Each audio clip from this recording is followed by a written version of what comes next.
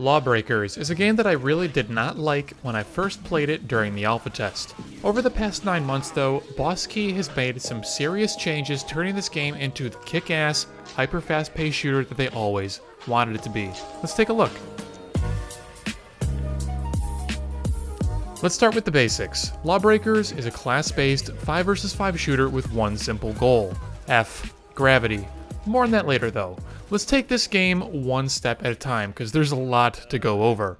Two of my favorite classes include Assassin and Wraith, and their whole shtick is high speed, high damage output, and, well, low health. They're kinda glass cannons.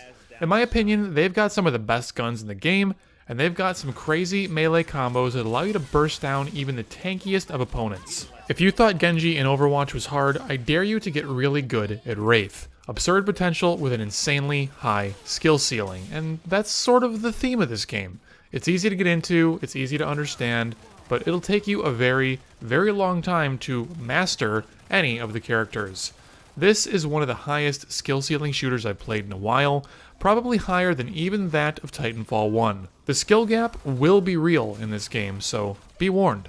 There are plenty of classes to choose from. Vanguard, wielding a jetpack and a minigun that increases in accuracy the longer you fire it.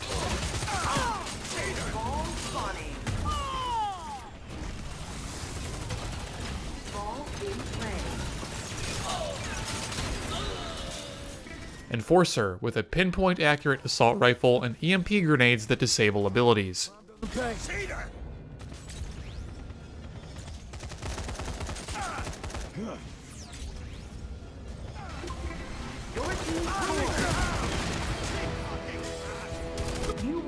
Titan, a big, lumbering giant wielding a rocket launcher with an ultimate that turns them into Emperor Palpatine himself.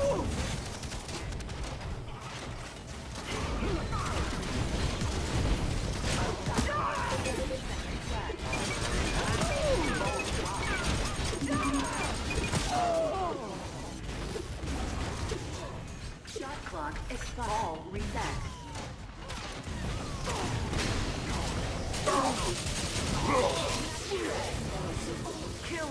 Assassin, wielding dual blades, a grappling hook, and a crazy powerful shotgun who can enter a blood frenzy. Oh, she's almost dead. Get her, get her, get her. There you go. Nice. Who's going in? Shut out. Rip. You are 3 zones away from winning. Gunslinger, wielding dual pistols, capable of teleporting all over the battlefield and being useful at all ranges.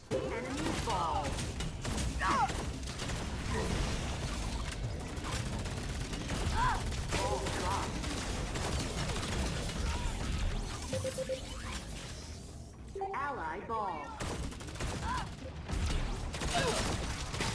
I'm the beginning of your end!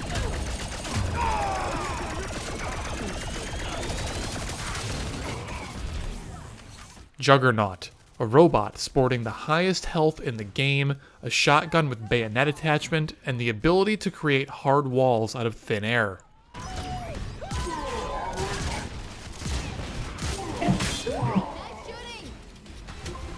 Your team scored.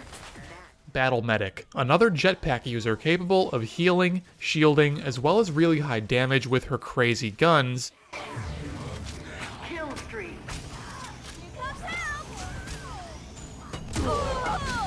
And finally, Wraith, able to slide, triple jump, wall jump, and commando knife people for absurd spike damage if you can land the big combo.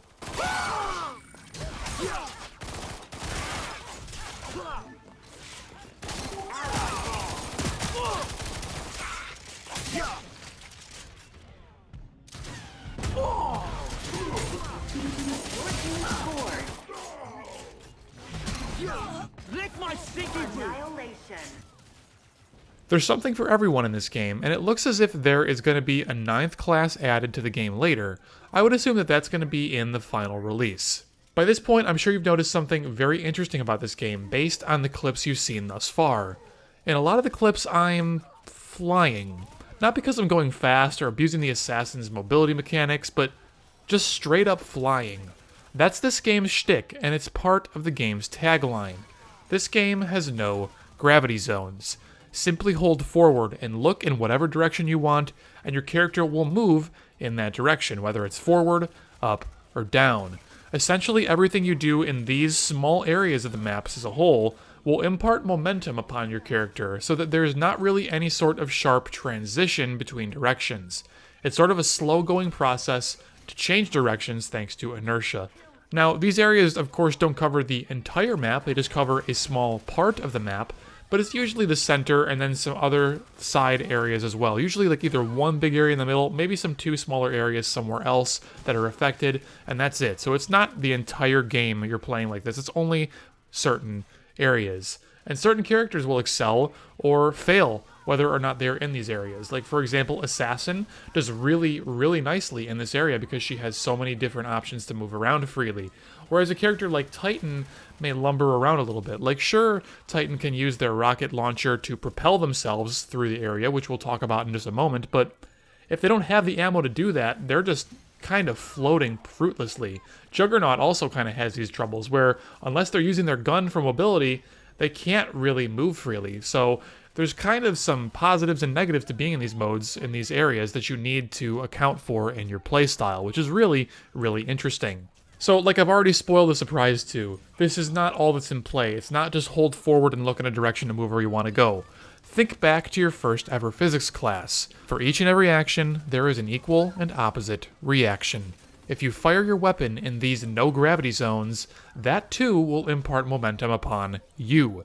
The best example of this is with Titan's rocket launcher. Watch as I fire the rocket while floating in the no gravity zone. I am pushed in the opposite direction of the rocket that I've just fired. You can use this to your advantage to propel yourself through no gravity zones at immense speeds if you're smart enough and skilled enough.